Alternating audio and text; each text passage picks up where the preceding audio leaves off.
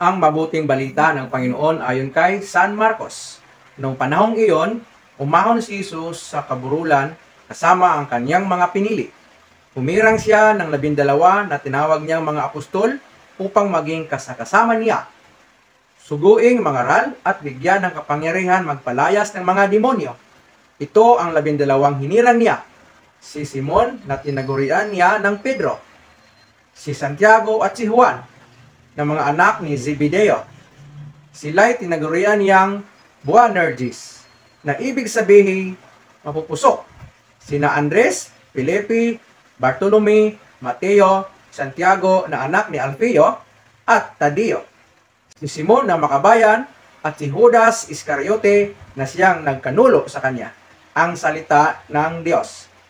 Pagsasadiwa. Humirang siya ng 12 na tinawag niyang mga apostol upang maging kasama niya. Suguing mangaral. Si Jesus ang pumili sa kaniyang mga alagad. Batid niya na ang mga taong ito ay hindi ang pinakamahusay, pinakamayayaman o mga pinakasikat. Sila ay mga karaniwang tao sa kanilang panahon na wala namang malaking kakayahan.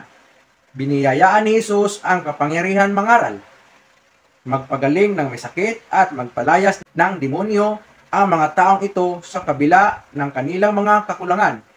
Si Jesus ang pumuno sa kanilang kakulangan at kahinaan.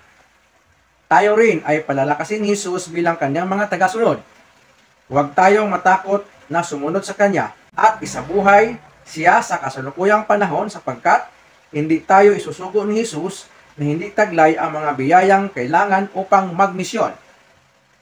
Mamumunga tayo hanggang nakaugnay tayo sa Panginoon. Siya ang pinagmumulan ng lahat ng lakas at pagpapala. Siya ang magtataguyod sa atin sa tuwing papalaot tayo sa dagat ng buhay, dala ang kaniyang pangalan.